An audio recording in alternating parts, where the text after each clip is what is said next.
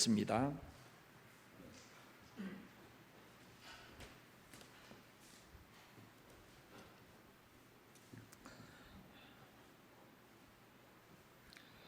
말라기 2장 1절부터 9절 말씀까지.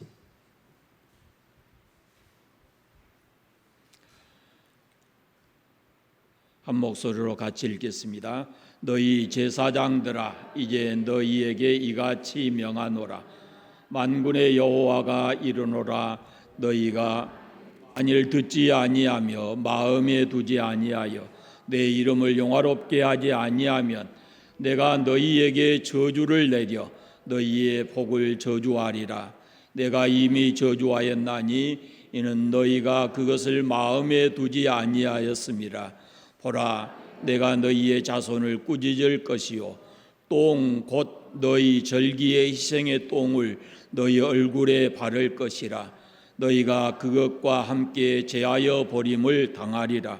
만군의 여호와가 이르노라. 내가 이 명령을 너희에게 내린 것은 너희와 세운 나의 언약이 항상 있게 하려 함인 줄을 너희가 알리라. 너희와 세운 나의 언약은 생명과 평강의 언약이라. 내가 그것을 그에게 준 것은 그로 경외하게 하려 함이라.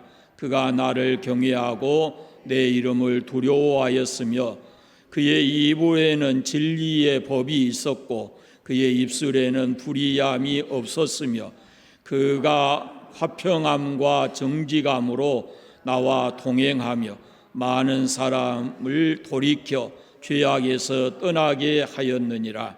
제사장의 입술은 지식을 지켜야 하겠고 사람들은 그의 입에서 율법을 구하게 되어야 할 것이니 제사장은 만군의 여호와의 사자가 됨이니라. 데미건을 너희는 옳은 길에서 떠나 많은 사람을 율법에 거스르게 하는도다.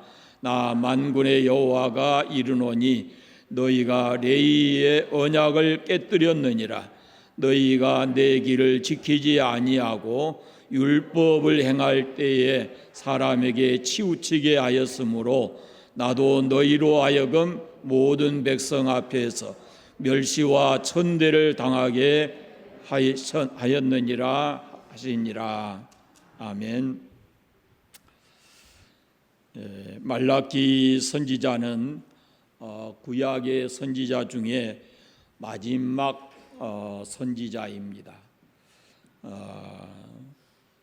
이 이스라엘 민족이 바벨론 포로되어 가기 전에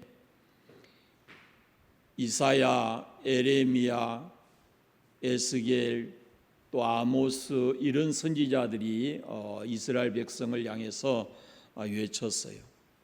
그때 이사야 선지자라든지 아모스 선지자 그리고 에레미야 선지자 같은 사람이 강하게 말씀하는 것이 뭐냐면 하나님 앞에 온전한 제사를 드려라 라는 것이었어요.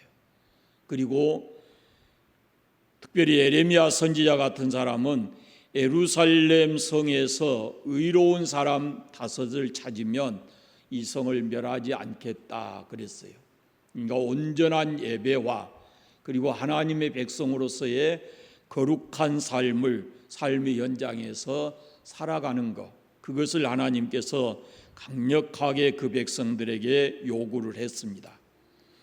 그러나 그것이 지켜지지 않았을 때 하나님께서 그들에게 심판하셔서 나라를 잃고 포로로 잡혀가게 하셨죠.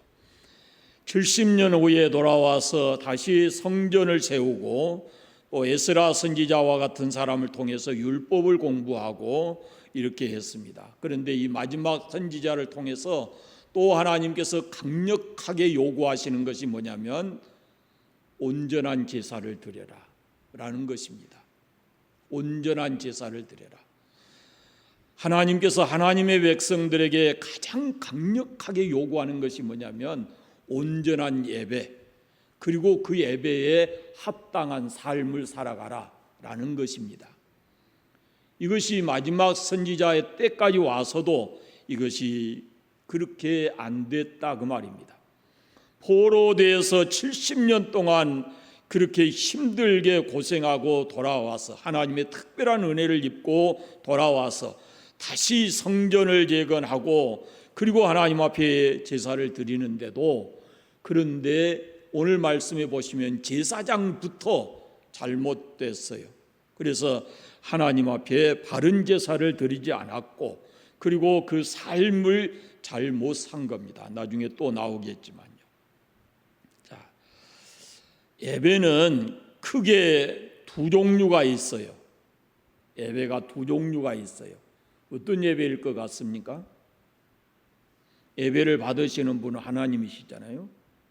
예배가 두 종류가 있다 이렇게 볼 때, 하나님께서 받으시는 예배가 있고 하나님께서 받지 않는 예배가 있어요.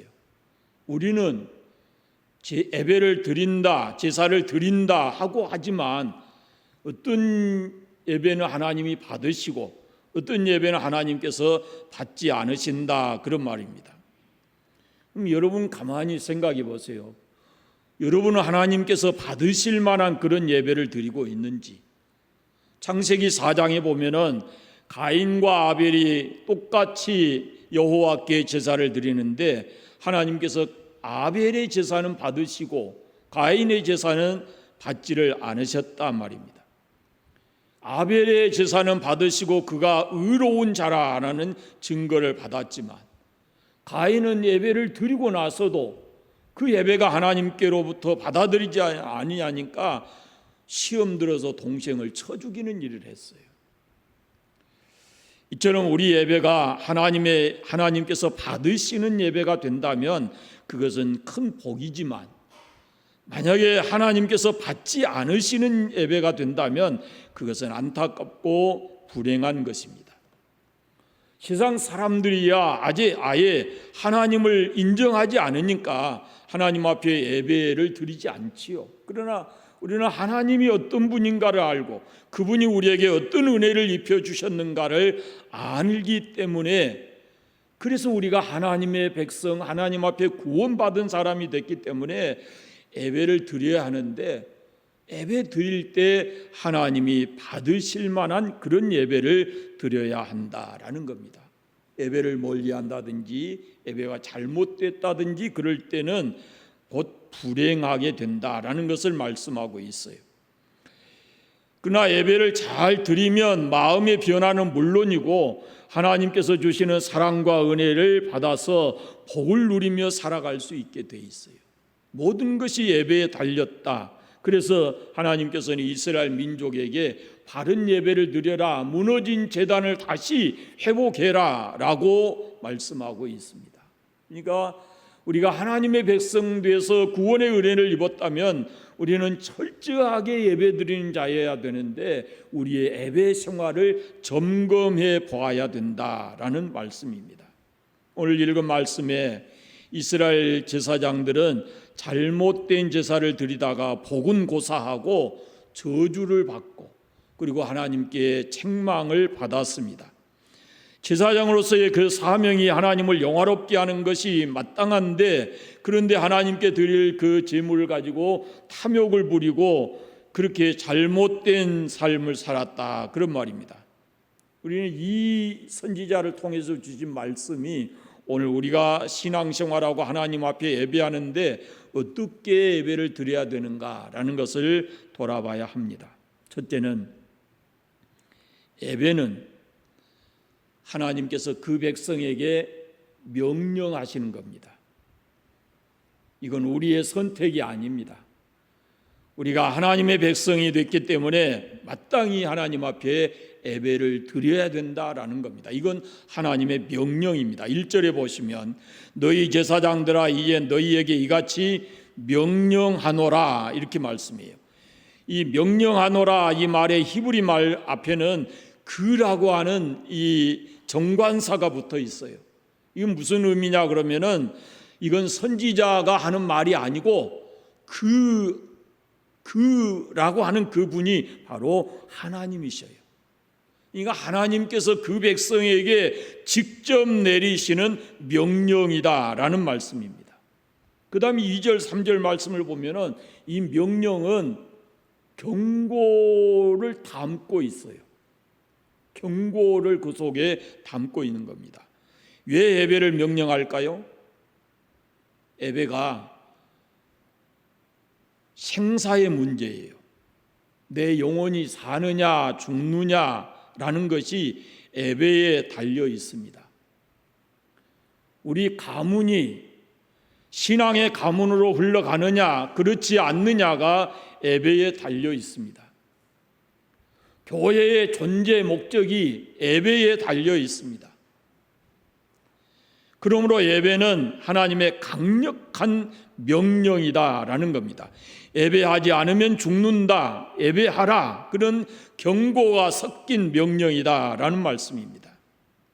여기 너희 제사장들아 그랬는데 오늘 우리 신약 시대에는 그리스도를 믿는 모든 사람이 왕 같은 제사장입니다. 그러니까 이것은 우리에게 주신 하나님의 명령이다라는 것을 우리가 잊어서는 안 됩니다. 보통 명령이 아니라 예배하지 않으면 너 죽는다라고 말씀한 거예요. 예배하지 않으면 너가 이 땅에서 복된 삶을 살 수 없다라고 말씀하고 있는 거예요. 그래서 예배가 하나님의 명령인 것을 우리가 알고 그 하나님의 명령에 순종하고 살아야 합니다. 예배를 소중히 여기시기를 바랍니다.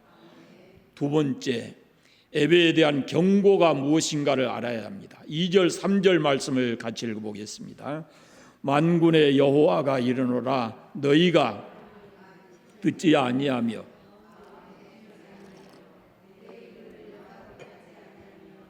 내가 너희에게 저주를 내려 너희의 복을 저주하리라. 내가 이미 저주하였나니 이는 너희가 그것을 마음에 두지 아니하였음이라. 보라 내가 너희의 자손을 꾸짖을 것이요 똥 곧 너희 절기의 희생의 똥을 너희 얼굴에 바를 것이라. 너희가 그것과 함께 제하여 버림을 당하리라. 아멘. 제사장의 사명은 제사를 통해서 하나님을 영화롭게 하는 것입니다. 사람의 근본 목적이 하나님을 영화롭게 하신 것인데 하나님을 알지 못한 사람들이 하나님을 영화롭게 할 수 없고 예수 그리스도를 통해서 하나님을 믿는 성도들은 예배를 통해서 하나님을 영화롭게 하는 것이 그 첫 번째 사명입니다. 이 사명을 망각하면 오늘 말씀에 저주를 받는다 그럽니다. 여기 저주하였나니 이 말씀은 하나하나 복을 남김없이 다 저주한다라는 의미를 가지고 있어요. 그러니까 예배가 우리 삶의 전반에 어떤 영향을 미치는가라는 것이 말씀되어 있어요. 예배를 등한히 하고 살아가면은 예수님 안에서 우리가 어떤 복도 받을 수가 없다라는 겁니다. 하나님 말씀 못 듣는 것도 그것도 불행한 일이지만 평안도 없고 교육도 안 되고 시험 따라오고 승리하지 못하고 마음의 평안도 없고 불신을 향해서 달려가게 되고 그러니까 예수님 안에서 우리에게 주시고자 하시는 하나님의 그 은혜와 복을 누릴 수가 없다는 겁니다. 하나님께서 그리스도 예수를 통해서 우리에게 주시는 복이 그것이 어디에서나 우리가 누릴 수 있지만 특별히 이 예배하는 자리에서는 하나님께서 그 복을 넘치도록 베풀어 주신다라는 그런 말씀이에요. 그래서 우리가 살려거든 예배하고 죽으려거든 예배하지 마라. 복 받으려거든 예배하고 저주 받으려면 예배하지 말라라는 말씀으로 강력하게 하나님께서 경고하고 계시는 겁니다. 이것이 지금 말씀이에요. 또 너희 자손을 꾸짖을 것이요 그랬습니다. 너희 자손을 꾸짖는다는 이 꾸짖는다는 말이 우리 성경에는 꾸짖는다 되어 있는데 또 다른 의미가 있어요. 도움이 끊어진다 그 말이에요. 도움이 끊어진다. 예배가 사라지면 하나님의 도움이 사라지고 하나님의 도움이 사라지면 우리의 삶은 막막해지는 것입니다. 예배할 때 하나님께서 그 사람을 돕습니다. 예배를 잘 드리면 하나님께서 우리를 돕습니다. 우리의 마음의 상처를 치료하고 위로하고 힘을 주시고 복을 주시고 우리 마음을 평안하게 하시고 기쁨을 주시고 어둠을 걷어가십니다. 그 예배를 통해서 하나님께서 우리에게 그런 은혜와 복을 주신다라는 말씀이에요. 그런데 그 다음 말씀을 보면은 똥 곧 너희의 절기의 희생 똥을 너희 얼굴에 바를 것이라 그랬습니다. 이것은 그 제물로 짐승을 잡을 때 그 내장에 있는 똥은 그 율법에 보면은 이것은 부정하게 여겨서 이것을 다 성 밖에 내다 버리고 함께 내장과 함께 불을 태웠어요. 불살랐어요.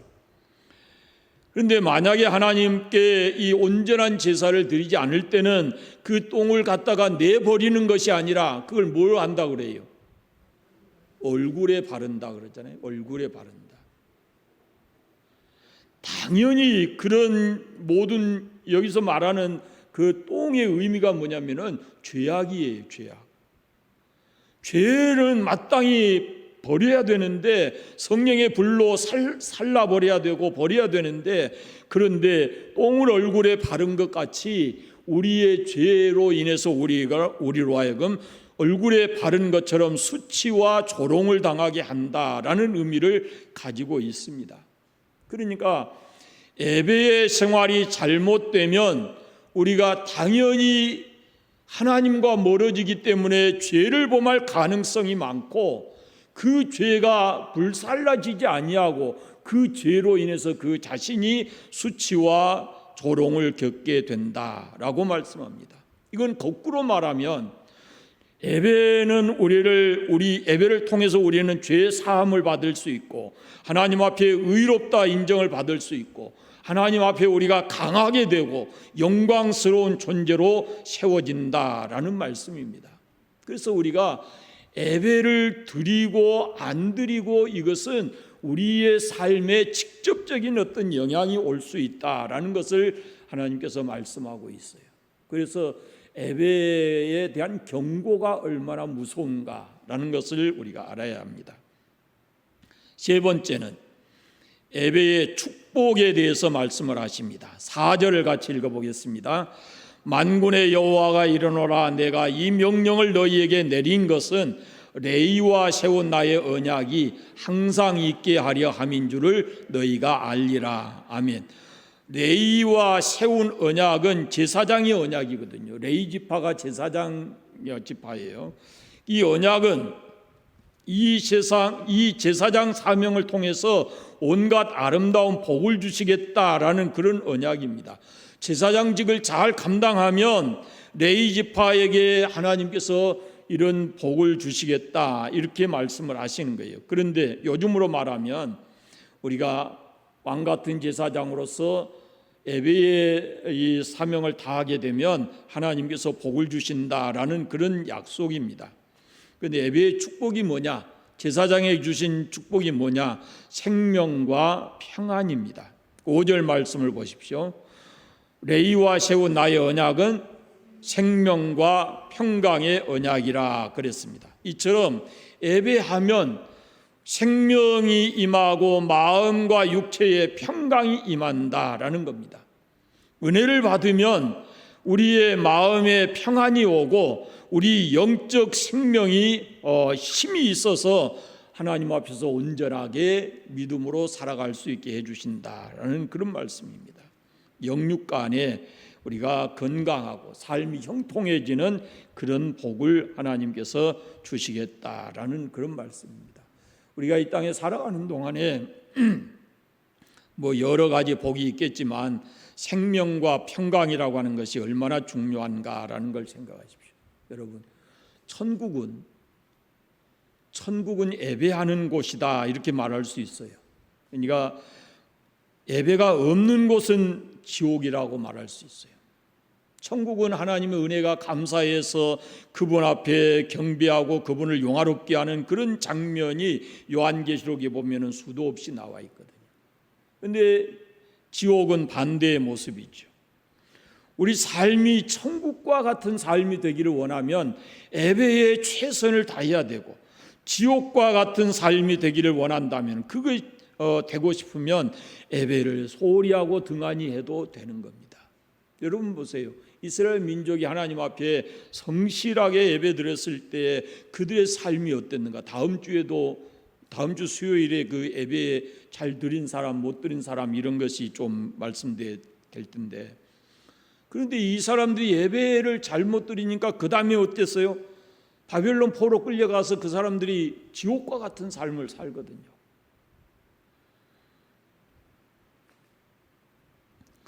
하나님 앞에 예배를 통해서 영광을 올려드리고 하나님이 주시는 생명과 평강이 넘치는 그런 삶을 살아가시기를 바랍니다.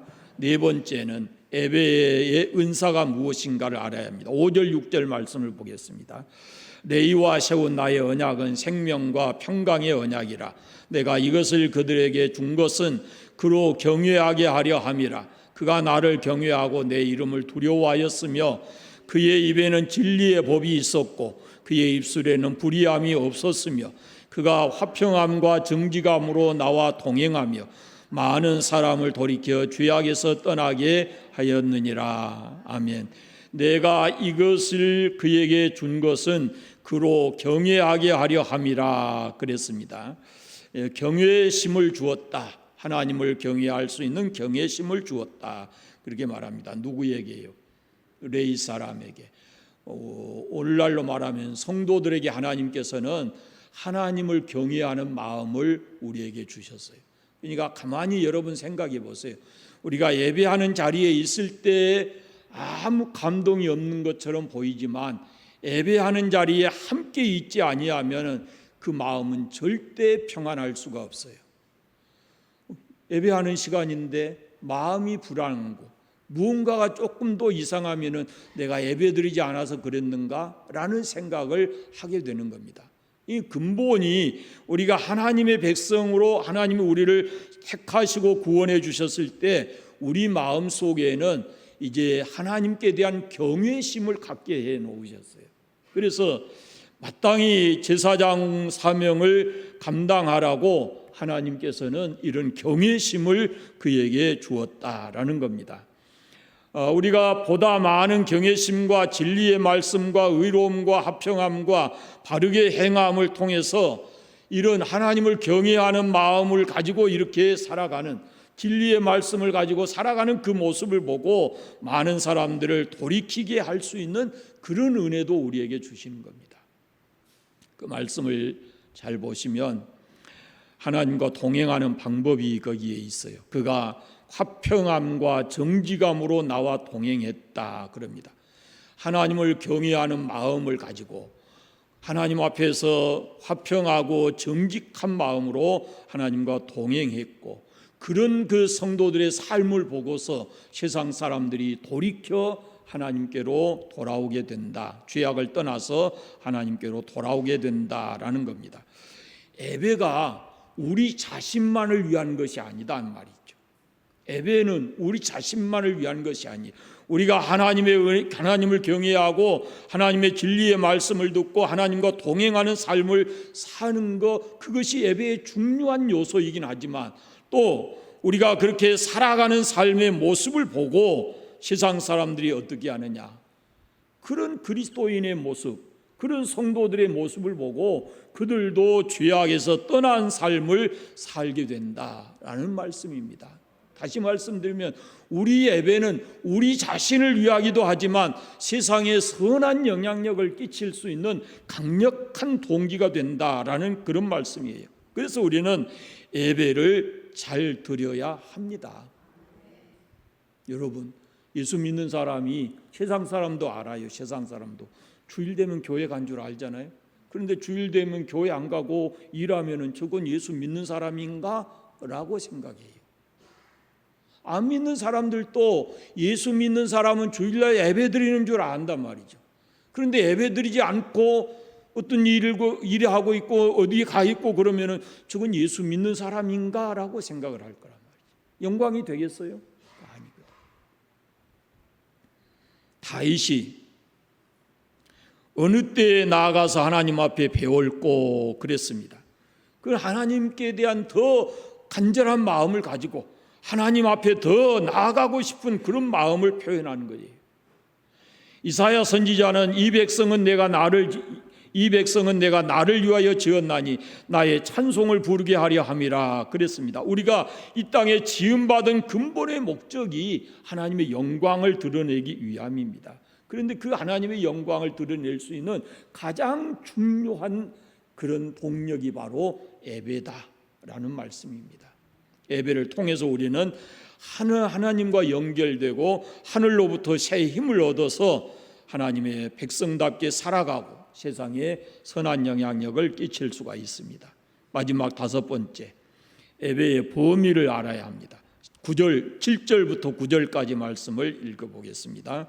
제사장의 입술은 지식을 지켜야 하겠고 사람들이 그 입에서 율법을 구하게 되어야 할 것이니 제사장은 만군의 여호와가 사자가 됨이거늘 너희는 옳은 길에서 떠나 많은 사람을 율법에 거스르게 하는도다. 나 만군의 여호와가 이르노니 너희가 레위의 언약을 깨뜨렸느니라. 너희가 내 길을 지키지 아니하고 내 율법을 행할 때에 사람에게 치우치게 하였으므로 나도 너희로 하여금 모든 백성 앞에서 멸시와 천대를 당하게 하였느니라 하시니라. 제사장의 입술에는 뭐가 있어야 돼요? 지식이 있어야 되고 사람들이 그 입에서 무엇가 나오기를 원해요? 율법, 진리, 말씀 이런 의미예요. 그런데 그 다음 말씀 8절에 보시면 너희는 옳은 길에서 떠나 많은 사람을 율법에 거스르게 했다. 예수 믿는 사람이 말을 할 때 그 말 속에서 믿을 수 있고 말하면 약속을 하면 약속을 지킬 수 있고 이렇게 되어져야 되는데 그런데 세상 사람과의 관계 속에서 그렇게 말해놓고 거짓을 말하고 말해놓고 지키지 않기 때문에 그 사람들로 하여금 상처를 입게 하고 그리스도인을 믿지 못하게 만드는 거예요. 이건 지금 우리 현대 사회에서도 얼마든지 성도들이 그렇게 할 수가 있는 거예요. 그런 삶을 사는 사람이 너무 많은 거예요. 그래서 하나님께서 그렇게 말씀하십니다. 제사장의 임무는 그 말에서 진실을 말하고 그리고 그 모든 것들을 바르게 해야 된다라는 겁니다. 세상 사람들이 볼 때 저 사람은 하나님을 믿는 사람이다라고 인정할 만한 그런 말과 그런 행동을 해야 된다는 것이에요. 그런데 오히려 제사장들이 자기들이 잘못해서 세상 사람들로부터 비난을 받고 오히려 백성들을 죄를 범하게 하는 그런 것을 행했다라고 이렇게 말씀하고 있습니다.